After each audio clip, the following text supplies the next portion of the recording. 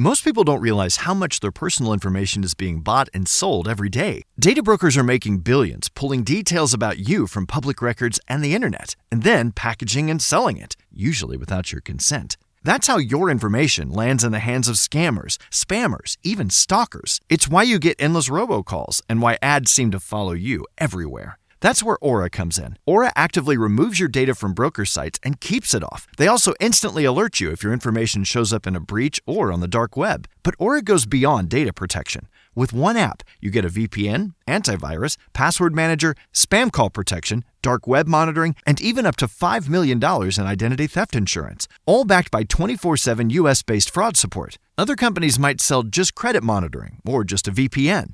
Aura gives you all of it, together, at the same price competitors charge for just one service. Start your free trial today at aura.com/remove. Protect yourself now at aura.com/remove.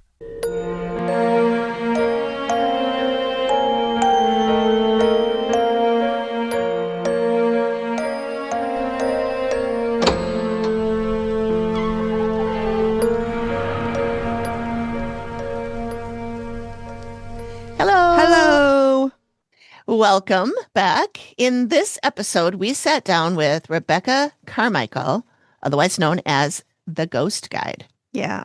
In her new book, The Not So Scary Guide to Ghosts, which is out July 28th, TikTok sensation Rebekah Carmichael, known to fans as The Ghost Guide, invites readers to explore the paranormal with curiosity, confidence, and a sense of play. Yeah, with a rapidly growing audience drawn to her warm, approachable take on ghost hunting, Rebekah has built a platform around making the supernatural feel accessible and even friendly. Yeah. Which is perfect for you. Me. As I was reading the book, I was like, oh, Megan needs this because this is, she's always so scared. And honestly, I was reading and then I started notating and I'm like, I need to remember this and I like this. So yes, it was she wrote it in a very playful way. Mm-hmm. So it's a very easy read. It's short, but it's packed full of information. And I honestly loved it. I did too. It's a lot of fun. It had some stuff I'd never heard of, some stuff about being, mediumship and things like that, and spirits and entities and clairs and all sorts of stuff that was new to me. And I read a lot about this, and we both, consume a lot of social media about all this stuff. And including Rebekah. She was one of the first people I started following on TikTok when I first got on. Yeah, I love her videos because she breaks it down and she makes it very accessible and not scary and not like this big mysterious ghost. Yeah. It's very I really like her videos. Yeah. And the book. Yeah. Yeah. So yeah, and she also, in case you're trying to figure out which one she is, if you haven't seen any pictures of her associated with this yet, she is the one that does like little skits. Yes. So she acts out a conversation she had with a ghost, or she plays the ghost and herself. Yep. Or herself and somebody else that she's talking to about a ghost, and it's really cute. She does a lot of good work on there. So yeah. It's very cool. Perfect for, like Amy said, someone like me who's very scared. A little scared. A little scaredy pants. But no, it was a very enjoyable read. Yeah. It's good. I highly recommend. It'll be in the show notes, a link to it. Yep. On Amazon. Will be in our show notes. And I know that she just recorded an audio version of it because I saw she did a video about it. Mm-hmm. And so it'll be on Audible. I don't know when, but. Perfect for the paranormal on the go. That's right. For someone like me. Yeah. Because I feel like I need to be doing two things at once all the time because my brain is two pieces. Mm-hmm. And so when I just read. As opposed to everybody else who's is one. Right. I'm sorry, that was really bitchy. I was just teasing. That was so bitchy. I don't know how else to describe it, but my brain needs to be doing two things at once. Isn't that annoying that you're sitting there trying to relax and your brain is like, but you have laundry to do and dishes to do and you need to clean your house. And what about the cats? And you need to take the dogs for a walk. And have you seen the state of your outside? Like you need to be doing that. And it's like, can I fucking watch a show? Yeah. Damn it, brain. Yeah. That's why I need to be doing two things at once. If I'm watching TV, I'm playing a game on my phone. So it was really hard for me to read a book that's in book form like this because I can't do anything else. Oh, see, yeah. See, for me though, reading a book in book form or Kindle form, that helps my brain relax. Oh, okay. So because it get like, I don't know how to, like, I'm focused on something. Mm-hmm. So, and my brain is like, cause I'm one of those people that can imagine what I'm reading, which I learned Not everybody does. Not everybody does. And that blew my mind. So I mean, I do feel like I'm doing something because my brain is still working on picturing, what the characters look like and what this, but I don't think that's enough for me. Also, I learned this on TikTok, so it's true. Uh-huh. So when I read, right, I this is going to be weird. I don't read every word. Like I will skim through paragraphs. Apparently people with ADHD, that is super duper common. Like if there's a paragraph describing what a scene is happening and where people are sitting and what they're doing and what they're wearing, I will just, in my mind, I'll say, okay, they're at a party and move on. So that's partly why I'm such a fast reader. Oh. But I did not know that other people did that. Yeah. I thought I was just a terrible reader because I just was I will skip ahead. I'm like, oh, I don't need to know. You have 7 paragraphs about a party. I don't need to know everything that's, No, I do that too. I'm like, blah, blah, blah, blah, blah. Yeah. Let's get to it. Yeah. Oh, she's wearing a white top with blue pants and a strappy sandal and her nails are green and her hair is in a pigtail. I don't give a fuck. No, unless that's pertinent to the story. Yes. Like, oh, then someone later saw a girl with green nails. And then that's how they identified her body was the green nails. Right. But yeah, no. So I just learned that and I just thought I was a terrible reader because I will skip. I'll skip ahead. I do that too. Okay, I don't have a lot of patience. Does anybody else do that? Because, and all of our listeners like, no, you're weird. You're just weird. You guys are Which weird. I know. I mean, that's, you're right. We knew that. Oh, she's here. She's fine. Okay. Okay. All right. Here she is. Look how cute she is. Oh my God, Rebekah. Hi. Hello. I'm just going to tell you, I'm going to do my best to not fangirl, but I can't make promises. It might get uncomfortable and I'm very sorry, but I'm very, very excited to talk to you today. I was going to say that too, because you were my first TikTok person that I followed, like one of the first ones. When I first joined TikTok, I was like, I saw you and I'm like, I'm in. So. Oh, no, I brought you to TikTok. Oh, no. I was the reason why you were like, I'm in on TikTok. I don't know how I feel about that. Well, yeah. I mean, I follow you on the other ones too. That's how Amy and I communicate is through TikTok. So it's good. I mean, that's, Okay. Yeah, we just send each other TikToks. Half of our conversations start with, have you seen the TikTok? Okay. Yeah. See, that I can get behind because, especially in recent years, I've had this kind of moral dilemma of like, oh no, do I keep posting because like the algorithms are trying to get into our heads and like I'm not trying to be like conspiracy theorist about it, but I'm just sort of like, okay, so you know what I mean when I say absolutely, yes, 100%, absolutely, okay. yeah. I have to every once in a while. I have to like scrub my algorithm because I'm like some stuff will show up and I'm like, what the hell is this? And so I have to be like, I don't know, something went wrong here. Amy just sent me one of our favorite creators, and I can't for the life of me think of her name. I think her name is Sarah Hester Ross. Yeah, she's the singer. And so she was like cleansing it, and she was like, feminism. Period.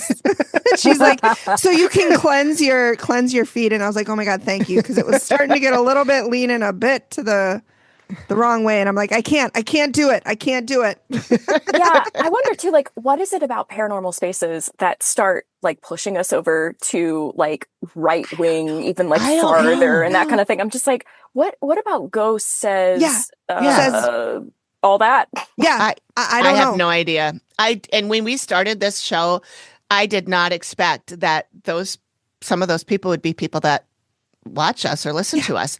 And they let us know though. Oh, yeah. Oh. And then we let them know that that's not our jam. And please leave. They mostly peace out. There's the door. Yeah. We'll just talk about things that we normally talk about off camera. And then they go, ooh, I don't listen to them. And I'm like, okay, goodbye. Like human rights. Oh, my God. What? Yeah, that's the thing. We're talking about ghosts. A lot of the reason why they're ghosts is because they were denied human rights. Right. I feel like I'm going to such a 101 topic sometimes because I was asked the other day, I was like, why don't you get more political? And I was like, Because I'm trying to start from the bare bones of how to treat people with kindness and dignity and that sort of thing. And I'm like, if you talk to me, I mean, I'll tell you how I feel about stuff. Yeah. And I've got like my personal Instagram where I'm resharing things, and I'm like, y'all, can we do something about this? Yeah. But it's kind of wild. It blows my mind that we have to teach people, grown adults, to be like, no, we don't say mean things about other people. And no, we got to treat people the way we want to be treated. Chad? No, Chad. Always a Chad.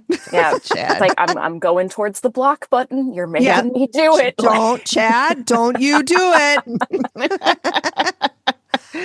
Okay, I love this. We're already right here. Good. We're best friends. The first thing I would love to talk about is ghost walks, because I went on one earlier this summer and they offered me, they were like, well, we're trying to get new tour guides and, would you be interested? And I was like, let me check. Yes, 1,000,000% I would be interested. So it's still kind of in the works, but I know you had a chapter in your book about ghost walks. So can you kind of talk a little bit about that, a little bit about your personal experience, any advice for a tour guide you might have? Okay, so ghost tours, ghost walks, that kind of thing. I always have a special place in my heart for ghost tours, and I will oftentimes seek them out whenever I'm traveling to a new city. And it's not necessarily about the ghosts, though I do love the humanization. Like, ghost stories oftentimes provide that human element to history that a textbook can so often leave out. Sure. That being said, with ghost tours, depending on the tour company, they can start sensationalizing and they can start telling a lot of trauma in a way that I don't always think is considerate of the spirit. Sure. I mean, imagine being a ghost, right? And somebody's coming out and they're like, yeah, and then they stabbed them 10 times and it was the love of their life right in front of their child. Like, oh my God. Yeah. Like, do we need calm down. Maybe calm down a bit. Yeah, it's like, why are we so excited about this? Yeah. Why are we so excited? Let's just, okay. So whenever I look for a ghost tour, I look for the history first, which doesn't always mean the most entertaining. It doesn't always mean the most sensational. And I'll be real, for me, it doesn't always mean the tour guide is always like the best performer.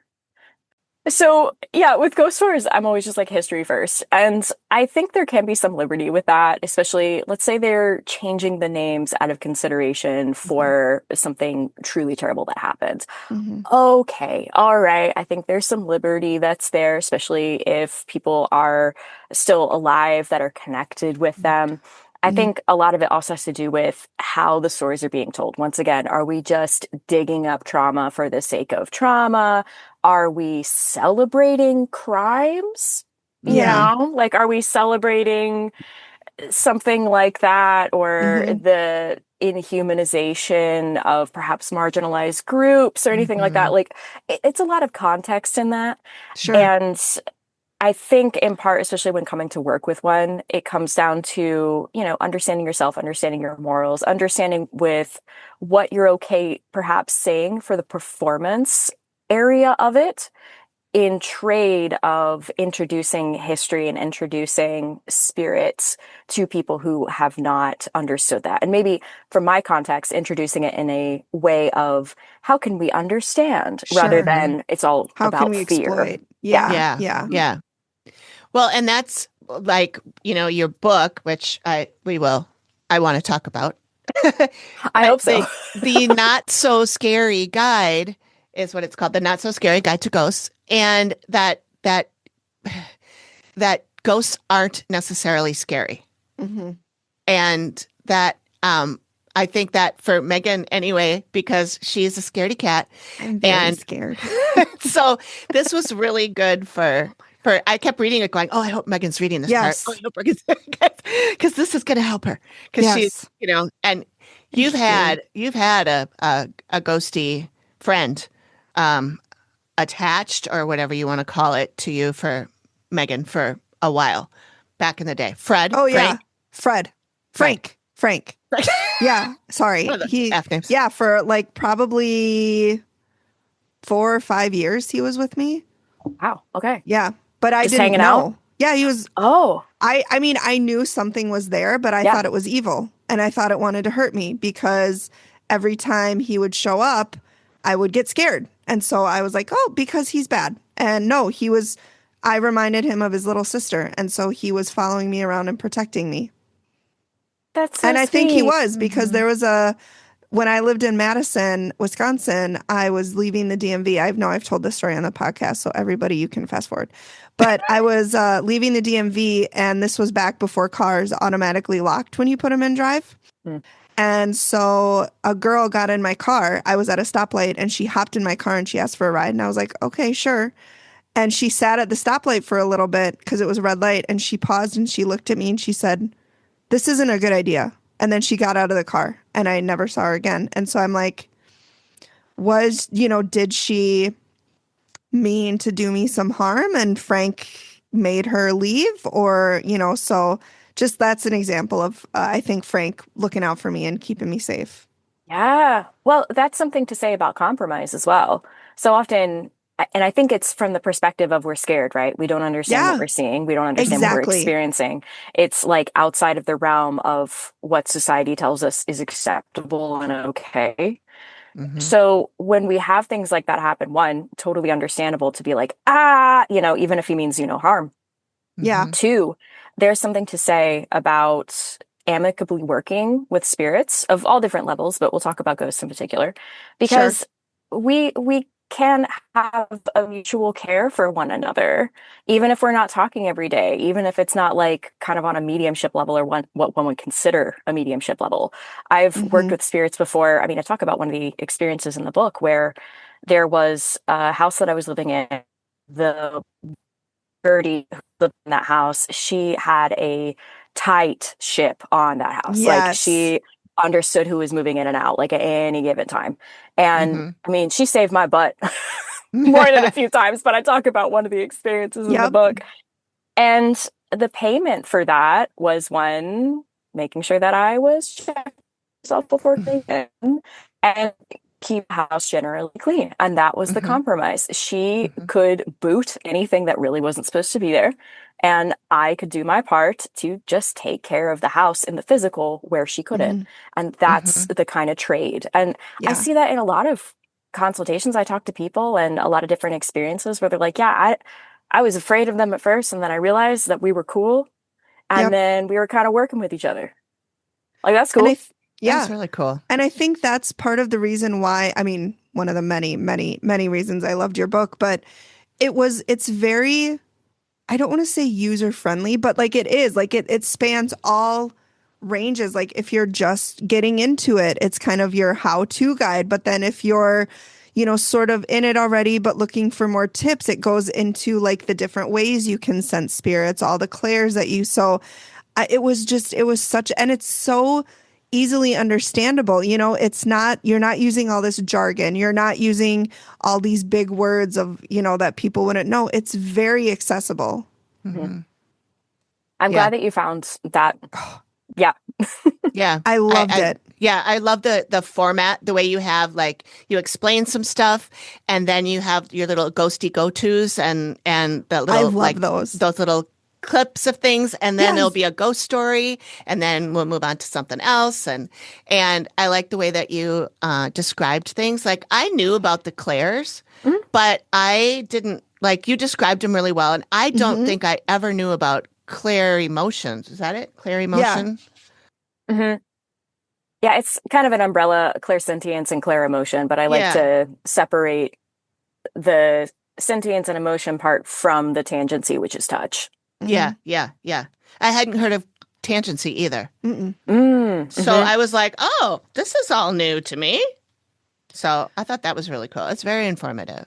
So, Rebekah, can I ask, like, what led you to writing this? Because I'm sure it went, years of research and everything. What kind of how did you get the idea? Were you sitting on your couch one night and like, I should do this? Was it more something you grew into? Like, where did it come from? Because I'm a big fan. Glad you wrote it.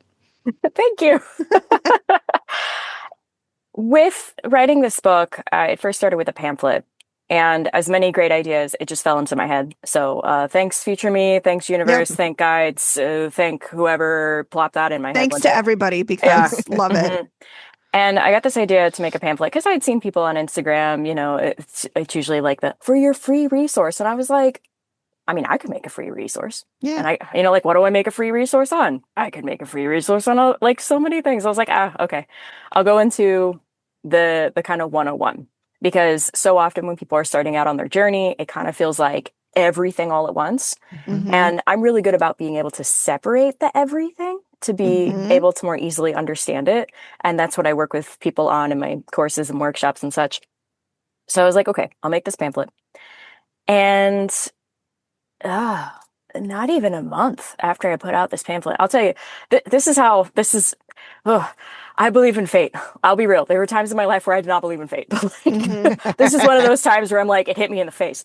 Yeah. So on a day last year, it was only last year, that I was about to go to a meeting for just something I was absolutely dreading. Like, it was the end of a huge chapter in my life. I was just so upset about it. I could see the writing on the wall. And I was just like, I feel like such a huge part of me is about to just go.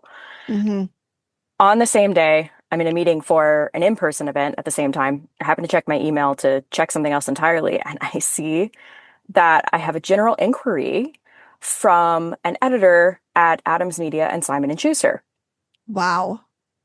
So I'm looking at this and I open it up and I just, this is my partner at the time. I was just like, I started crying because I was like, sure. Yeah. What? She reached out to me and she said, hey, I saw your pamphlet. Do you want to talk about a potential book? Oh my gosh. Right. Yeah. I was just like, huh? So many feelings, like all at once. Yeah. I was like, I'm really sad. I'm really excited. I don't, like, where's my emotion? Right. I need to figure out what I'm feeling right now. Yeah. Right. So she, one thing that I did when I had the more painful meeting later on in that afternoon space, when I had to close that chapter, I remember I did a schedule send to basically tell this editor, yes, like, let's have a meeting. When do you want to talk? Like, let me know. Yeah. I did a schedule send about halfway through when the meeting would be, so that I could look at the time and say, okay, I'm feeling a lot of pain right now. Like, I'm acknowledging the end of something really huge for me. And I'm also acknowledging the beginning. And I don't know if these two things are connected in any way, shape, or form, but I am acknowledging that something has come through for me and there will be a way forward. Yep. Perfect with that, timing. Yeah, like wild timing, same day, like and the fact that I checked my email at that time, which I typically don't do, like there were just so many things that lined up and I was just like, thanks, thank you, like crying, thank you. Yeah. I had the meeting with her, a fellow Rebekah, by the way. She's absolutely lovely. And she had been following me since 2021. And she had been an editor for, if not all that time, like most of that time, working in the publishing business. And she told me that it was only until I put out that just really succinct pamphlet that she could see potential for a book. Up until that point, just what she focuses on with Adams Media, like the skits and stuff, that would have been too much. It's not exactly what they focus on. Like she was looking for more educational content. Sure. I put out the pamphlet and she was like, oh, so you can do this. Not like she thought I couldn't, but like, it's like right there in front of her face. Like you're willing to do it. Yeah. Yeah. So from there, I worked with her and then I pitched the idea for the book and we went through a few different phases of like figuring out the outline and all of that. And once again, still, as all this is happening, a huge part of my life is absolutely falling away, crumbling in the dust. I'm picking up pieces. I'm trying to take care of my people and take care of my community and all that stuff. And all the while it's like, oh, okay, well, the contract is Simon & Schuster. Like, that's what we're working with here. Like one of the top 5. And I was just like, okay, big emotions, big emotions, like in every different direction. Yeah, the process turned out to be very fast, though. I'm very grateful for the editing team that I worked with. And they were actually behind the idea of the Ghostly Go-To. I pulled them together, but they were the ones to be like, okay, we need more, we need less. I love it. Yeah. It's so fun. I just loved it. Good. Yeah. And I'll say too, with the pamphlet, it's still out there, it's still available. So if you want to get a taste of what the book is for free, you can do that. And what I love too with the editing staff, they looked at my pamphlet and they looked at my color scheme, they looked at the images that I use, that I pulled together.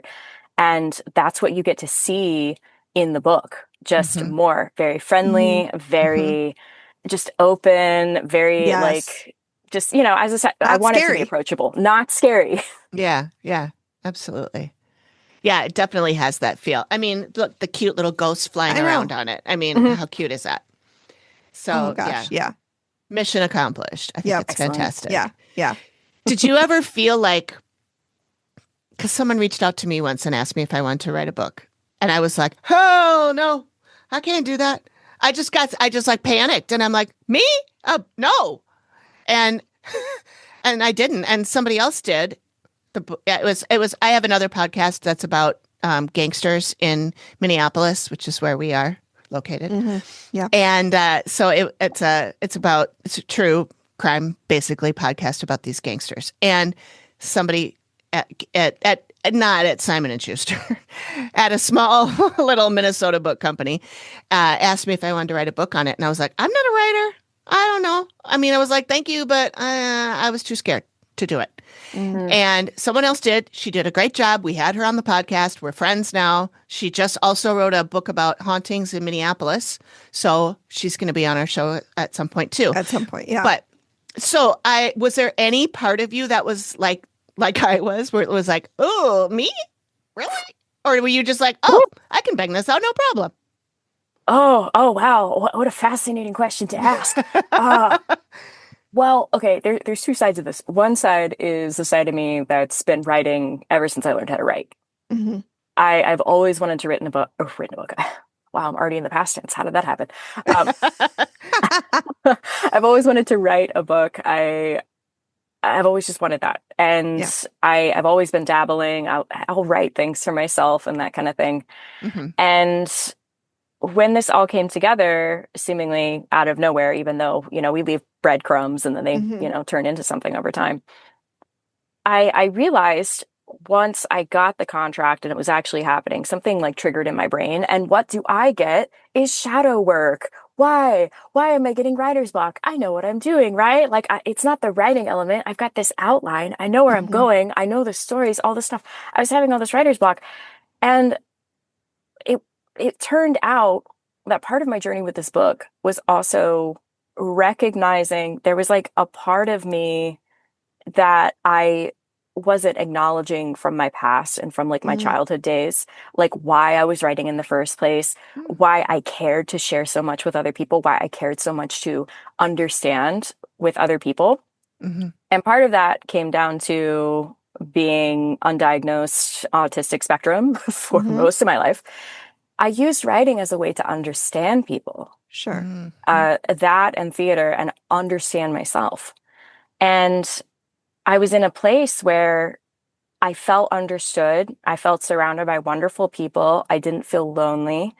And I had like these needs met. I became the person that my younger self really needed. And of course, when you find that fulfillment in your life, what happens? The shadow work comes up and is like, hey, it's time to address that wound. Am I right? So I would say, going back to your question, it wasn't this moment of like, oh, I can't write a book. I can't do that. It was, oh, this is exactly what I wanted. Of course, I'm going to take this. But the personal journey that I went on while writing this book to finally come out on the other side and say, hey, okay, I can do this now. I don't have to be lonely. I don't have to be bullied. I don't have to be anybody that I'm not. I can actually be sitting in a place that I've cultivated for myself and that I've manifested for myself and still be a writer and still be a content creator and a psychic medium and a thespian and all these other things that make up my life. Yeah. So to answer your question, long-winded, yes and no. Sure. Yeah, that's what I'll say. Yes and no, depending on the day. And I'm very grateful to my editing team and everybody who worked with me to just be like, hi, you're not actually bad at this. For some reason, you think you are. always great to hear, Yeah. We're like, because I think especially as millennials, which I don't know how old you are, but I'm a millennial. And, we always have that imposter syndrome of, I know every single person I've met has told me that I'm good at this, but like, are they lying? Like, are they just being nice? Yeah. So that's a big identity that I have as a millennial is that imposter syndrome. So totally get it. I have that too, which is why I did that. Even though I'm not a millennial, I'm a little older. But it's okay. Imposter syndrome can be for everybody. Yeah. It's for everybody. It's for everyone. Millennials don't just. You too can have imposter syndrome. Can doubt everything you do. Yeah. No, that was where I was coming from when I was doing that. I had forgotten though that you, that I had just learned recently that you've been a playwright. Yes. So you have written plays, and so you kind of have that. I mean, I've written too, but not for anybody else to read, just for me. Yeah. I wouldn't want anyone else to read that. But so have you written plays that have been performed? In different capacities, yes. I wrote a lot of immersive theater and theater that didn't necessarily get the big stuff, but that's also not what I was going for. Mm-hmm. Sure. A lot of what I wrote for, I did some workshops, that sort of thing, when I was living in DC. And I did a few workshops when I was in New York. Though, I'll be real, my work did not get pushed because I changed tactics in my life. I became an owner of what was the slogan? It's been years now. A psychologically based immersive theatrical experience, which was a room escape company. We had performers in the room. We had full plots. Yeah, it was like that was my playground. That was my creative playground for years. It wasn't just a room escape. Yeah. I didn't want people to just feel like, oh, I'm solving a puzzle. No, I wanted people to be like, I am a part of a thing. Yeah. Yeah. And I was one of the first in North Carolina to do it and then like really bring people on that journey. Sure. And now I'm seeing more room escape companies take that immersive route. And I think it's great. I'm like, give me an hour where I don't have to think about the rest of everything else going on. Just let me be in the present. Especially in this day and age. Oh my God. Yeah. Let me forget the world is burning literally and figuratively. That's right. That's awesome. That would be fun to do. I would love to go to something like that. I've done one of those. It was fun, but it was just puzzles. Mm-hmm. Yeah. And we got out of it really easy because they kept giving us hints that we didn't ask for. Oh, I hate that. They kept coming over the loudspeaker and going, go over. We got out in like a half an hour. I'm like, well, yeah. And the person our friend that set it up, she reached out to the company later and she was like, that wasn't really what we wanted. We really wanted to figure this out and we didn't want those hints and you gave them to us anyway. And so they gave her a free revisit, like we could go back. And she's like, I don't want to go back. Yeah. Not if it's going to be like that. Yeah. Truly, it is an art to get people down to the last 60 seconds, which is part of our immersive theater part. We wanted people to feel like they weren't going to escape. And then, to have them get out of the 30-second. Not everybody did, but that last 60 seconds, that's what makes it, you have a whole hour coming down to that. And we worked on it. And it wasn't a 3-hint rule. It wasn't a bunch of hints. Oftentimes it was an actor being like, I wouldn't go over there. Oh, you do what you want. Yeah. But here's the thing. That's nice and subtle. Sometimes they would mean it though. Like I wouldn't go over there. And sometimes people are like, clearly I'm going to, but I'm like, but the one in the room isn't always your friend. Right. That's really nice. Nice. That sounds like fun. Yeah. It was fun. It was fun. Do you hate ads? You might want to consider joining us over on Patreon. Tiers start at $3 a month, but all tiers get equal access with perks such as ad-free episodes that drop earlier than the public release, virtual happy hours where we swap ghost stories face-to-face, and other exclusive content like behind-the-scenes stuff, extras like bingo cards, and bloopers and outtakes too. Join our tight-knit, witchy cool community that actually gets your paranormal memes. Creep on over to patreon.com/theactivitycontinues. We hope to see you in the Haunted Lounge. Most people don't realize how much their personal information is being bought and sold every day. Data brokers are making billions pulling details about you from public records and the internet, and then packaging and selling it, usually without your consent.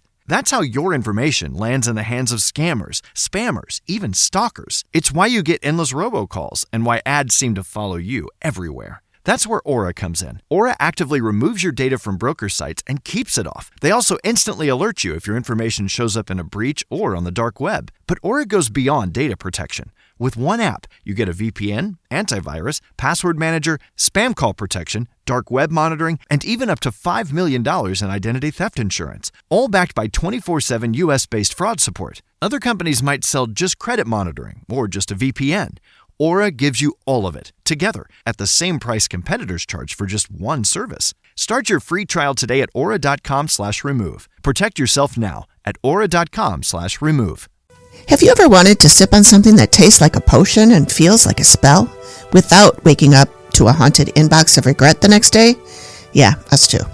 That's why we're still obsessed with 3 Spirit, our favorite line of plant-based, non-alcoholic elixirs. These drinks are not your average just add bubbles mocktails. No ma'am.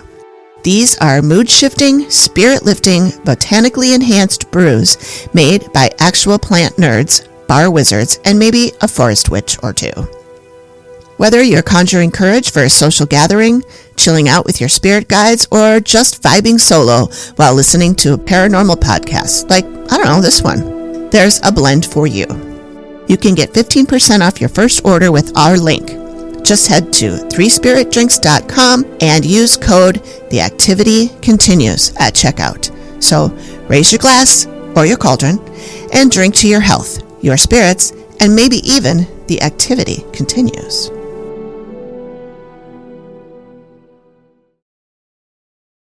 Megan, do you have another question? Yeah. I mean, I love the whole, I just want to talk about the whole book, but which is what we're doing. But I think one of the things that I loved so much about the book is that it touched, and I might have said this already because I thought it, and sometimes I think and say and I forget, but I love that it touched on every aspect of ghosts. Like it wasn't just, here's what to do if you see a ghost. It's like before you even get to that stage, here's what, you should be doing. Here's what you should be, checking into. And one of the things I really loved that you talked about was you're checking into yourself and doing a baseline. Because I had never thought about that before. Like I hadn't either. You think it's so basic. Like obviously I want to do a baseline, but I had never thought about that before. So that wasn't really a question. It was just, I really wanted to say I liked that. Well, I'm glad that stood out as well, because that's something, as I've been talking to people, that it has been one of the things that really does stand out. And what I will say with the credit to that, it's not something I got from the paranormal community or the psychic medium community. It's something I got from going to therapy. Oh, nice. Look at you. We love a therapized queen. Oh, for sure. Well, part of my psychic awakening or my reawakening has to do with my mental health. I mean, I say part, a huge part. Like I had to learn how to listen to myself first, which is the base point or the baseline. It's you being able to say, this is where I'm at right now. And here's the thing. It's not just with ghosts. It's with any conversation you go into with somebody. If you go in and you're already preparing for something, though you don't know what, but you're not first checking in and saying, okay, well, I'm feeling this. This is what happened to me today. This is the funny feeling that I have in my toe because it's like asleep for some reason, like whatever. And then you go in. You never want to ascribe anything personal that you're going through to somebody else. You first want to understand so that then you can hopefully understand where they're coming from. One thing with ghosts that I talk about on a humanization element is when we can understand what somebody else is going through, when we can have sympathy for them and we can say, okay, I think that's what's happening to them. Oh, my light went out. That's so weird. It's okay. Well, I'll just be a little bit in shadow, or maybe I don't need it. It still looks okay. Okay. Yeah. Yeah, you still look fine. Well, I think I can still plug it in at the same time. But anyway, I'll talk. So I'm still here. I'm at it. Yeah, with humanizing folks, being able to understand what they're going through, that ability is actually a mark of high intelligence. And now when I look at people, and this is getting more into the psychological part, when you can understand what somebody else's life is like in somebody else's shoes, even if it's nothing like you, even if you do not agree, and it doesn't mean you have to agree, it doesn't mean you have to just always be tolerant or anything. If you can understand what they're going through, it allows us to be less reactive. And we can apply that to ghosts as well. So for example, ghost is lashing out. You walk in, you get a terrible feeling. It's like, oh, I feel like I'm going to throw up. I'm so like upset right now. I'm so sad. So often it can feel like that spirit is somehow attacking us. But if we take a second and say, okay, hey, hi, do you mean to do that? Do you know that you're doing that? Do you want to talk about why maybe you're doing that? It's the teenage boy example in your book about the client you had who there was the teenage boy who had passed away and he was scaring her children and he was like, I didn't mean to. Like he didn't realize it. Yeah. Yeah. And that poor guy too. He was just like, I want a family. And I was like, I understand this. I don't know if you're doing it right though. We gotta reel this back a little bit. Yeah. Yeah. So you're like a therapist to ghosts sometimes. Unlicensed. Yeah. I do not have that degree. Much respect to therapists. Yeah. I just consider myself a naturally empathetic person, but also a person who has developed a lot of boundaries over the years so that empathy doesn't overwhelm me and what I need to be feeling for myself. Yeah. That is hard. Megan and I both struggle with that. Teach me your ways because we both struggle a lot with that. It's hard. It is hard. It is. Especially being, empathic. We don't want, if we set a boundary and somebody pushes back or they get upset about it, then by association, we're upset about it. And it's like, I would rather just take the boundary down so that you're not mad at me. So I'm not feeling that you're mad at me. It's very convoluted. Yeah. It's tough. And I'll say too, with part of the shielding techniques that I go into in the book, you can utilize those shielding techniques, not just with the incorporeal, but the corporeal. So, let's say using the same kind of example with the physical person, you walk into a room, maybe it's like a coworker, and they're just, maybe they're putting the coffee pot down in the morning and they're about to pour, like they're just clang, clang, clang. And then suddenly you start to feel maybe not anger because that can be a lot to shoot into somebody, but maybe you're starting to feel overwhelmed because of their anger, right? That's a good indication to be like, okay, hey, 30 seconds ago before I walked in through the store, I was not feeling this way. What can I do to protect myself energetically so then I can decide whether or not a conversation or anything like that, or even staying in the room is worth it for me. So that's when, you take a second, just be like, all right, anything that's not mine, goodbye. I talk about releasing in the book as well. And then you just put up your shield and be like, okay, this is my impenetrable shield. Doesn't matter if it's living or on the other side. It's not coming through. And then from there, see how you feel. Yeah. One of my favorite things that you wrote about in the book was if you're going to be going, on an investigation or even into a place, not necessarily investigation, you gave examples of what to say to, make sure that nothing follows you home, which has been a big fear that I've had of me going somewhere and then something terrible. Like the guy that you talked about who had 18 ghosts attached to him. Yeah. Oh my I was goodness. like, I don't want that. I had one and it was enough. And so I really loved the fact that you gave examples in almost everything that, every piece of the book, which I find incredibly helpful.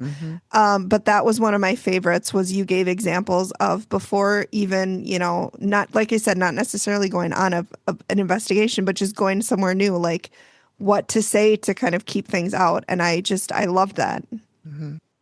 I don't so much have questions, Rebekah, as just different parts of the book where I'm just going to be like, oh, this? Yeah, I loved that. Yeah. Oh, this chapter? No, that was great. I absolutely loved it. Thank you. That's such great feedback. I appreciate it. Yeah, that's pretty much all I'm going to be saying is, oh, this? Yeah, no, I really like that. That was great. Well, one thing with that guy, there was a part of him that wanted that. Yeah. That was where he felt like he was getting attention. That's where he felt he was important. Mm-hmm. I tell people in any aspect of life, it shouldn't be your only, like, paranormal investigation. It can be a huge part of your life. It can be your job. It can be your passion. It can be your hobby. It can be all these sorts of things. Though that's an aspect of your life. Mm-hmm. Yeah. Right? Like, you should still be able to go home because you're still you at the end of the day. You're not 18 ghosts. Mm-hmm. Yeah. Mm-hmm. Oh my gosh. I could not, when you said that, when you wrote that in the book, I was like, oh my gosh, that seems like so much, not only like energetically, but mentally to just, oh my gosh. Yeah. No wonder he didn't sleep well. Yeah. And lost his girlfriend. And lost his girlfriend. Had a troubling life. Yeah. Yeah. Too many voices. Too much going on. Yeah. Yeah. Yeah. I struggle with my voice. I can't, it doesn't seem like it because I use it a lot, but in my head, I'm like, what are you doing? My voice does that too. We were talking about that before you jumped on. We were talking about reading the book and how it's hard for me to read like a book because my brain needs to do two things at once. I have not been diagnosed with anything, but I'm pretty sure that I'm ADHD and probably a little autism as well. And so touch of the tism. I need to be doing at least two things at a time to occupy the other half of my brain. When I'm just reading a book, there's another part going, hey, you know what? You really should be taking out the garbage, or you really should be finishing editing that last episode so you don't have to worry about that. I'm like, but I have to read the book too. So I have that kind of issue. I don't remember where I was going with this. What did you say before?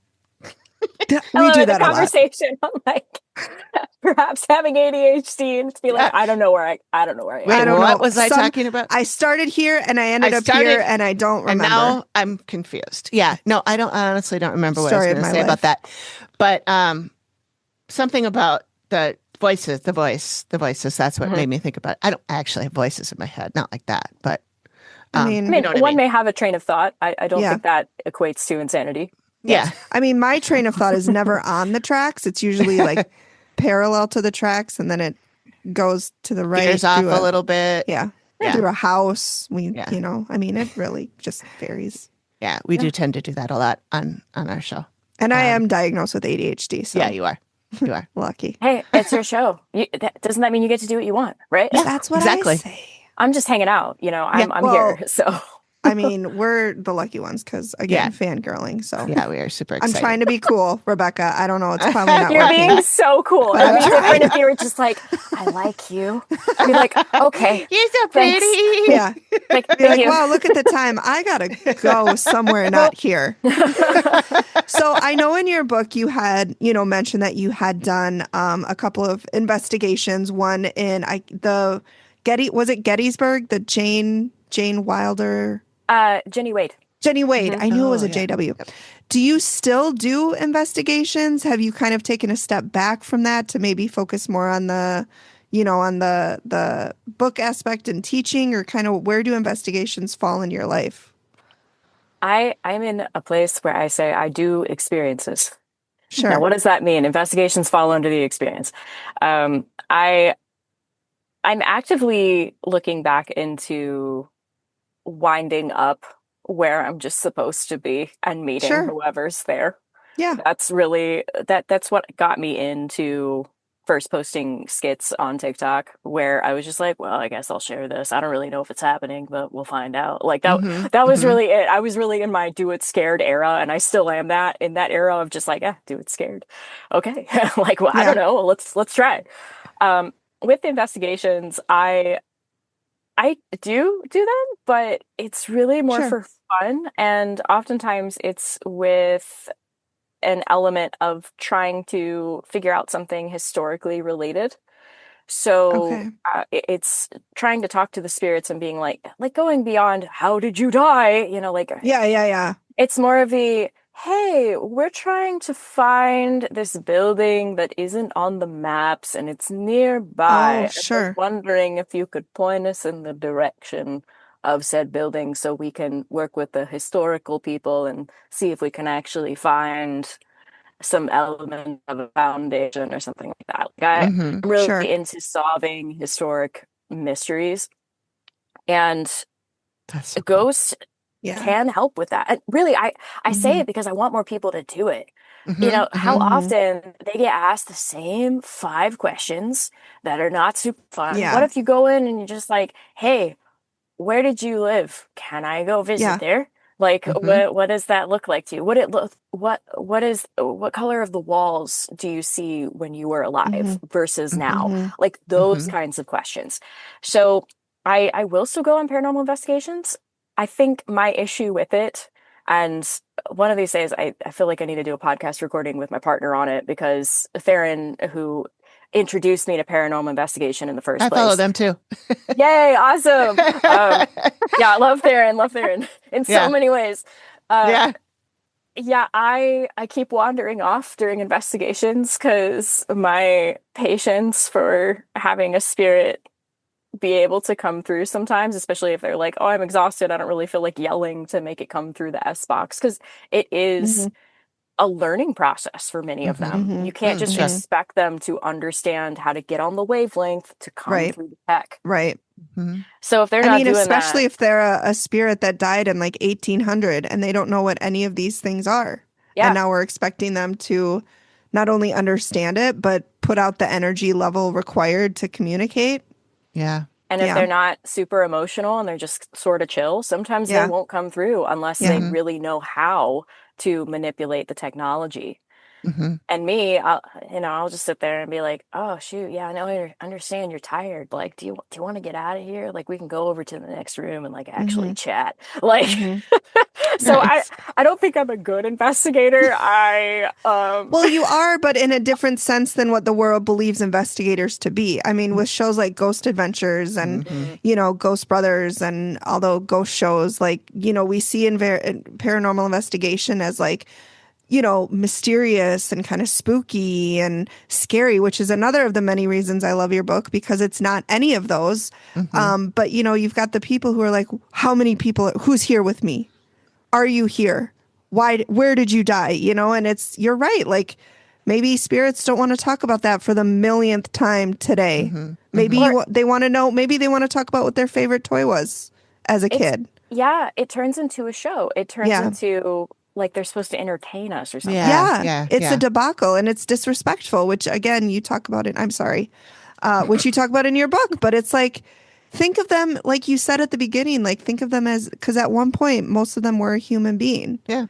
And understanding them, as a person could maybe help you understand them as a spirit and what they were looking for. Yeah.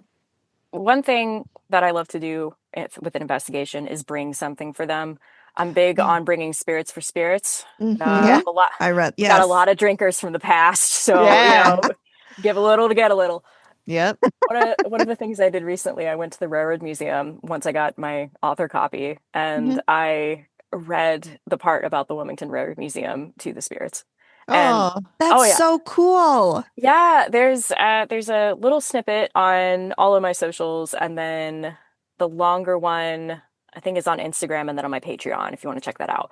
Okay. But I just pour a bunch of beverages out for these spirits because I'm like, hey, if we're going to party, we're going to party. Yeah. Like, let's go. So this is probably a dumb question. Do you pour them like in glasses or like on? Okay. Sorry. I was like imagining you just with a bottle, just like pouring it. Just pouring it on the ground? On the ground. Yeah. What you can do that depending on who you're working with and the practice. Sure. Like some people will give offerings before they go into burial grounds as a form of respect. Sure. I do that especially if the burial ground is either, it could be if they're marginalized people, like BIPOC people, and I'm there to learn and I want to show my respect, I will make an offering so that it's not with the expectation of I'm being talked to. It's more so the, hi, I acknowledge your strife and I acknowledge the hardship through history, and this is an offering to you. You don't have to interact, but I want you to know that I come in peace and I'm not expecting anything. Sure. The other thing would be if I'm going to a burial ground and they just seem really excited. I'm like, hey, y'all, you want to be more excited about something else? Here's some whiskey. Some whiskey out here. We got rum. I remember I got moonshine for the guys at the Railroad Museum, and sometimes coins, that sort of thing. Yeah. One thing that really shocked me reading about that was that you had said in your book that sometimes or often when you do that, the color will change or the taste will change. And that is like, that's wild. I mean, again, like it blows my mind to think about that because when I read it, I was like my jaw dropped because I was like, I had not thought about that, but it makes total sense. They take something from it. Yeah, if you ever want to experience that firsthand with a group of people that I know take to it very well, I started doing this out at Fort Fisher. And this is at the end of the Cape Fear River in Wilmington. I'm pointing that way, but y'all have no idea. But it is, just believe me, it's that way. Yeah. I believe you, Rebekah. Yeah. Look, we're friends. I believe you. Yeah, the river you wouldn't lie to me. Yeah. Yeah. Of all things I could lie to you on, which... But no, at Fort Fisher, I tell people, I'm like, hey, if you're going to go visit the guys, go take them some Bojangles chicken. This is coming from me, a vegetarian, okay? Yeah. I will be like, you go. If I'm going to buy chicken, it's going to be for the guys at Fort Fisher. They love them some fried chicken. That's how you get to a Southern man's heart, okay? Yeah, true, I bet. True. You take them and some sweet chicken. Tea. Yeah, sweet tea. That was the next one. You bring them some sweet tea. You can get them some blueberry biscuits, really get them excited. You know, some of them got some sweet tooth, you know. Mm-hmm. And you can put the box out there, just let them know, just kind of let intuition lead you and that kind of thing. Put it in. I would also say put another intention out there of like, hi, I'm not here to talk to the racist bigots who have not progressed in the last 150 years. That's my personal preference. Yeah, I would appreciate. Thank you for sharing that because I don't want to talk to them either, living or dead. Yeah, that's the thing. Some people, they talk to me and they're like, so Fort Fisher, Confederate. And I'm like, And I talk to the spirits who have progressed. There are some spirits out there who have not. And I'm like, you don't get this chicken. Yeah, it's not for you. This is for people who have progressed and understand a few things about a few things in the last 150 years. Because I don't think people should be damned forever. I don't. Yeah. Interesting. I think people can move on from their ways. They don't have to be set in a mindset. All that to say, going back to the chicken, take them a box of Bojangles out there. You leave it out there for a little bit. Try a little bit first so you can, check the taste for yourself. Yeah. Carolina Bojangles experience. And then leave it out. Maybe put some gear out if you want to like talk to them, that kind of thing. They're really friendly out there. And then taste it after maybe half an hour. Really? I'll tell you, at least in my experience, and this is every time I've gone out there, even sometimes when I don't make an offering and then they come up and they're like, woo, you're back. Yeah. Taking my sweet tea. I've forgiven them, I think. Yeah. But it's Bojangles. So to take your sweet tea, that's pretty steep. I was upset at the time. I don't blame you. I mean, the way that Southerners love their sweet tea is it's kind of a lot. That and cheerwine. It runs in our blood. Yeah. Yeah. Sometimes when you cut a Southerner, they actually bleed sweet tea. It's weird. Yeah. See, doctors don't understand it, but it's fine. When people talk about Southern heritage, I'm like biscuits and cheerwine and sweet tea. Yep. And if they're just like, well, yeah, but, and I'm like, no, there's no but there. There's no but. No. This is a culture. This is a lot of. And they say culture. White people don't have culture. We got sweet tea. I mean, I could go into the appropriation of like how the tea got there and in the first place, but I know, you're right. We don't. We steal everything. I know. But we can still appreciate it. Yes. Acknowledge appreciation. As long as we acknowledge. Yes. As long as we acknowledge, So with those investigations, I mean, Amy and I have kind of talked about doing it. She's all for it. I'm scared, as we have aforementioned. Do you have any like tips or any equipment or anything that you're kind of, this is what I take every single time? Or is it more like depends on where you go?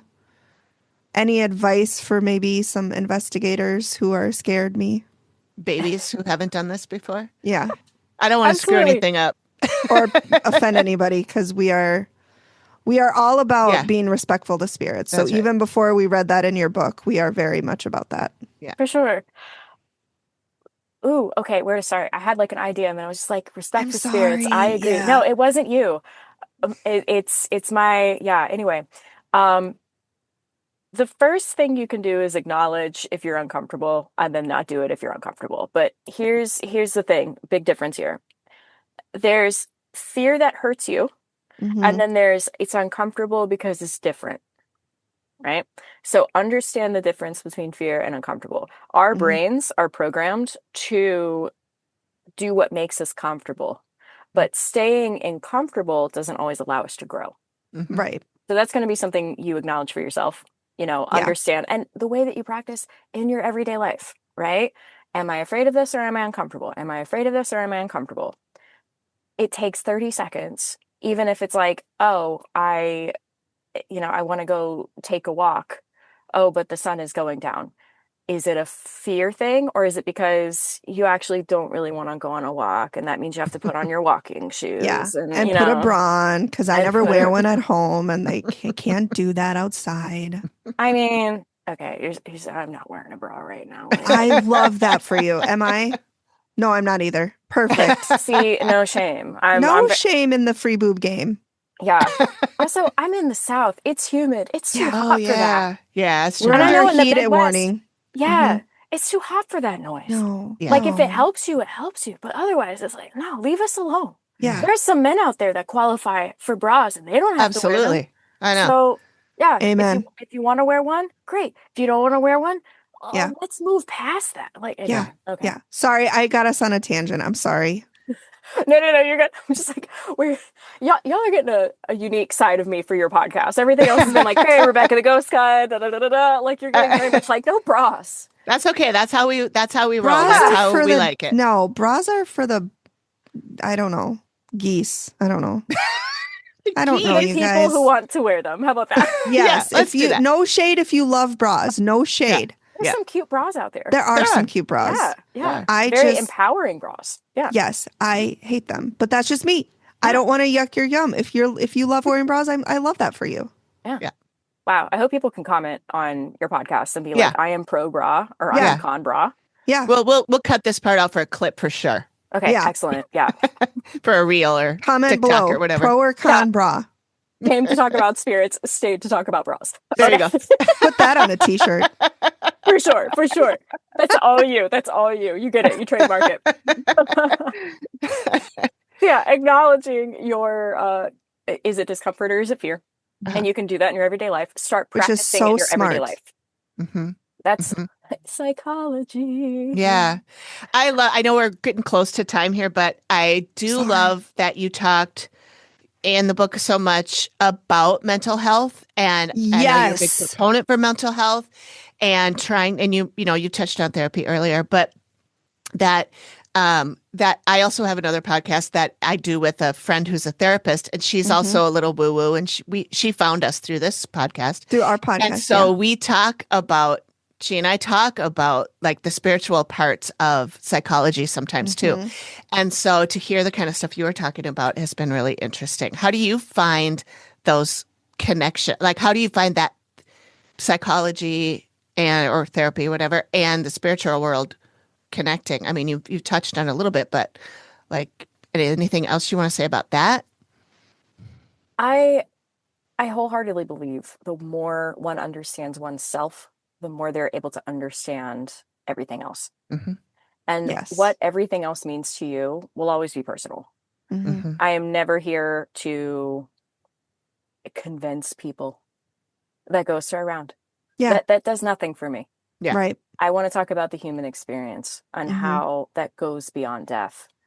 It's like when people ask me, they're like, I ask people if they talk about like, well, how do you have friends with ghosts? And I'm like, well, if you have somebody who passes, do you just suddenly not love them? Yeah. That's a wonderful explanation of that. Yeah. Like, where does that go? Yeah. And every single time it's like, no, I still love them. And I'm just like, okay, cool. Well, let's say they're somewhere. Or let's say, they do what they need to do and you can connect with them safely and, so that everybody gets something cool from it. Love has no bounds. Right. Cool. Yeah, psychology is highly important to me because, one, it gives me grounding. That is what grounds me. If I am ever in a bad mental headspace, you won't see me go into a place to investigate. You won't. Nor should you or anybody, because I feel like that's irresponsible of you. Right.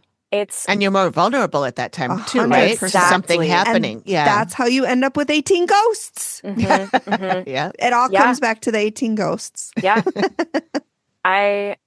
I've done over 2,000 consultations, like one-on-one consultations with people at this point.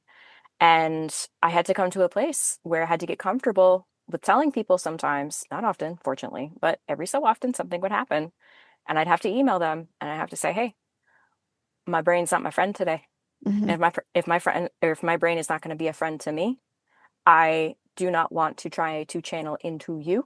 Sure. Because that can affect, like, it. We're dealing with like heavy emotions and that kind of thing in some of these things. You know, I never want to just like put my stuff on somebody else, you know. And the way that I stop that from happening is from knowing me and from give myself grace. That allows me to give other people grace. Yeah.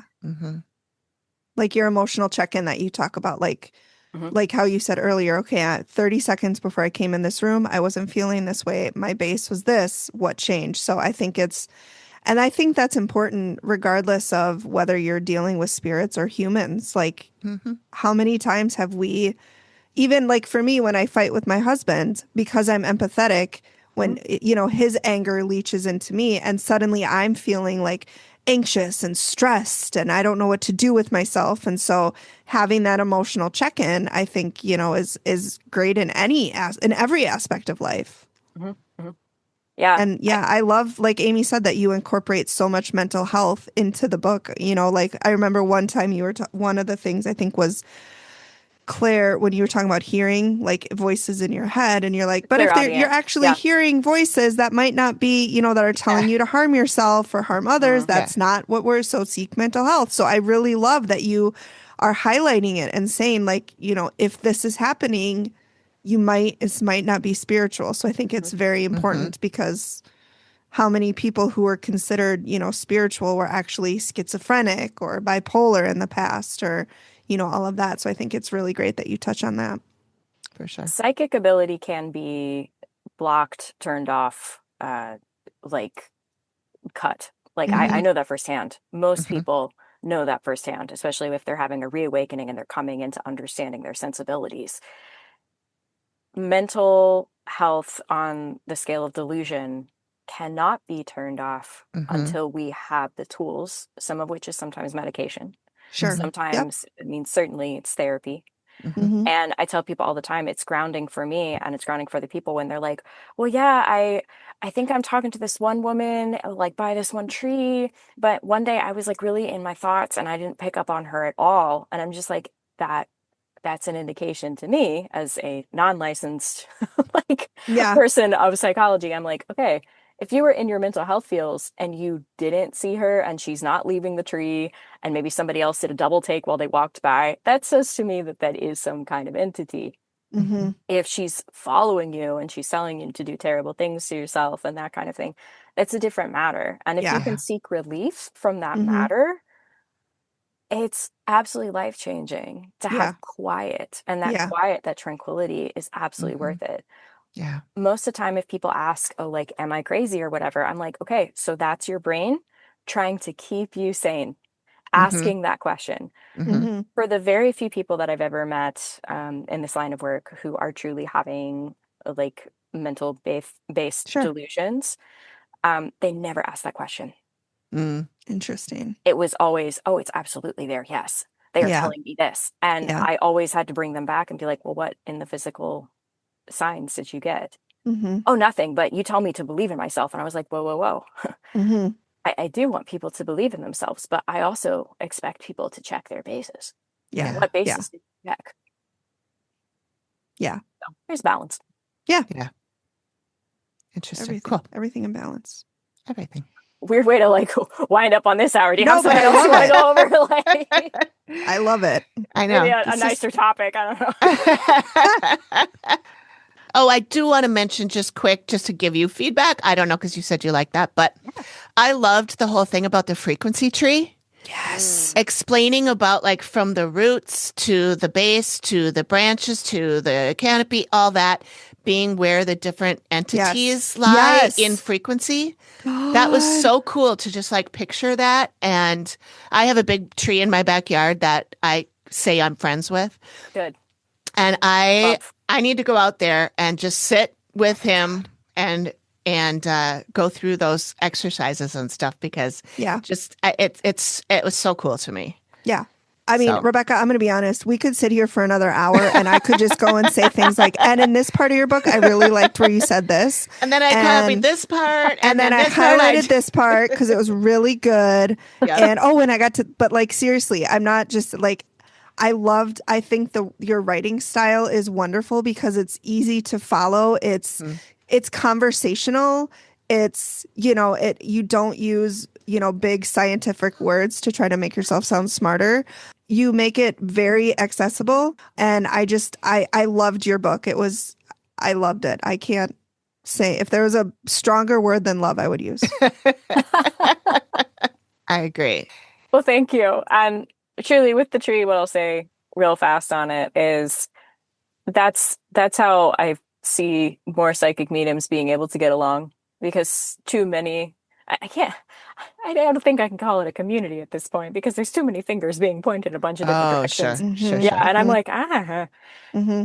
Though the analogy of the tree is basically to say, hey, you can read at the top of the frequency tree and another person can read at the bottom of the frequency tree. And it doesn't mean that one is right and one is wrong. Yeah. It means one has a perspective here and the other one has a perspective here. And if you understand that it's possible to travel to change your perspectives, that's really all I'm asking for here. That's how I think we can all get along.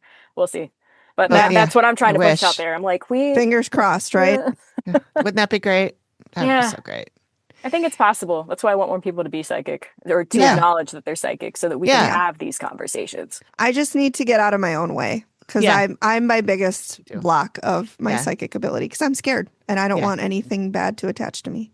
Yeah. Pursue what is good, like good for you. That doesn't always mean like they were such a morally just person. No, good for you could mean like, I don't know, some pirate or something. I don't know. Oh my God. Don't tempt me with a good time, Rebekah. But no, Bath, North Carolina. Yeah, you can go hang out with some. Okay. And then have the rest of the village come after you and be like, we don't like pirates. All in spirit. That was a wild night. Different story. Wow. My goodness. Well, now we got to have you on again. I was going to say, we're going to have you back on again just for tell ghost stories. Yeah. Oh, my goodness. Yeah. For that one, though, if we're going to talk about Bath, you might as well have Theron on as well because let's do it. We got into trouble that night. It was great. I would love to do that. Yeah, oh my gosh. I would love to do that. I would love to. We're working on an episode where we're just going to have people come on and meet with us and tell ghost stories. Ooh, yeah. And so we have a couple already in the logged, recorded. But if we could pick out a time to have you and Theron both on and you can tell that story and it wouldn't have to be and all stories? An hour, just however long you want to do. You'll have to tell us when to stop talking because we've got a lot. So, if you want the full would story, not tell you to stop talking. We wouldn't say that. Yeah. We'd look down and be like, oh my gosh, you guys have been on for 4 hours. We should probably go eat. Also, yes. I'll be like, oh, the sun went down. Yeah. That seems to mark time. Yeah. Yeah. Usually. Well, Rebekah, is there any final words that you would like to say regarding your book or regarding your TikTok or your socials or anything for our listeners? Ooh, well, with the Not So Scary Guide to Ghosts, as you've put it numerous times, which I appreciate, it's meant to be approachable. Mm-hmm. It's meant to be for any level. And even those who are well-practiced paranormal investigators, well-practiced psychic mediums, spiritualists, etc. So many of them are still reading this book and saying, I learned something new. This book is meant to encourage you to keep going. It's meant to remind you of experiences that you had that maybe you couldn't deconstruct at the time, but now that you're here and now that you're in a safer place, the options are available. I tell people, if you get a hard copy, write in it. Write, anything I was afraid to write. I just made notes. I wasn't. I wasn't, Rebekah. Yeah. Yeah, like write out your experiences. This is meant to be a jumping off point. It's meant to inspire your own experiences in a grounded, ethical way. It's meant to create conversation with people that you might not expect to have those conversations with. That's what I want. I want it to be approachable. I want it to be a conversation. I want more people to acknowledge their intuition so that we can have more advanced conversations and learn to trust ourselves more running down the road. Yep. Awesome. But yeah, with all that, if anybody wants to find me, I'm at RebekahTheGhostGuide.com, REBEKAH. All my socials are there. Those are my only socials. Please, if anybody DMs you saying they're me, they're not. Just block and report them. Yeah. All the time, too much. That's so prevalent. It's so bad. It's horrible. I probably have 40 Amy Allen. Yeah, Amy Allen from the Dead Files. Yeah. I probably have like 40 Amy Allens following me, and none of them are the real one. Yeah. Mm-hmm. It is so upsetting. And they really do prey upon they do. People who just they need something, they want something, and that's what makes me so angry. They prey upon the vulnerable. Money. Mm-hmm. Yep. That's awful. All right. So, yeah. On that note, thank you so much for joining us. This has been a blast. So much fun. And oh my gosh. Serious, we would love to have you back on. Tell us some ghost stories. Yes. Yeah. So thank you. I'll get in contact. And Thank you so much for taking the time to speak with us. We appreciated it. Yeah. Loved your book. I don't know if I've said that. I don't know, Megan, did you like it? Was it okay? I know I'm really I keep things close to the chest, and so it's really hard to read me sometimes. But I did really like it. Yeah, I did too. I'll be getting the audiobook, which I just saw your video on how you recorded the audiobook. Mm-hmm. And it took you like 15 hours or something to record the 5 hours. So I guess the book is 5 hours long to read. I saw today it's actually 6.5. Oh, okay. Yeah. Okay. I looked at the listing. So awesome. Well, I'll be getting that too because I enjoy, I really enjoy listening to the author reading stuff too. So I do too. Yeah, we'll be doing that too. All right. Well, thank you so much. Thank you. And we will hopefully talk again some other time. Yes. Okay. Sounds great. Thanks, Rebekah. All right. Thank you. Take care. Thanks. Bye. Bye-bye. Bye. Oh my God, I love her. How much fun. She's so cool. Yeah. Oh my God, I loved her. I loved her so much. I want to be her best friend forever. I know. She's great. Well, that was super fun. Hope you guys enjoyed that. I forgot we were still on a podcast. I thought we were just talking. We're still recording. That's all right. But yeah, thanks for joining us, everyone. Thank you. Like and subscribe. I'm supposed to say that. Oh, yeah. Like and subscribe. And we'll see you next time. See you next time. Bye. Bye. Thank you for listening to the Activity Continues podcast. We really appreciate you giving us your ears for a bit. Please feel free to drop us a note and say hi. And join us next time when the activity continues. Nailed it. The Activity Continues is produced by me, Amy, at Collected Sounds Media, and is part of the independent Collected Sounds podcast network.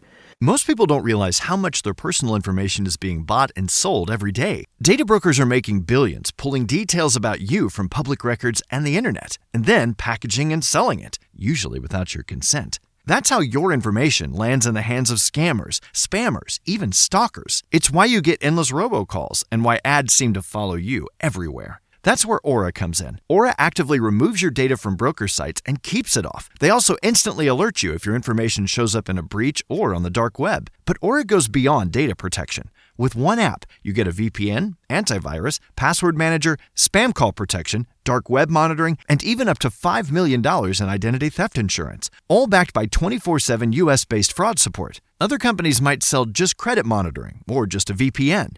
Aura gives you all of it, together, at the same price competitors charge for just one service. Start your free trial today at aura.com/remove. Protect yourself now at aura.com/remove.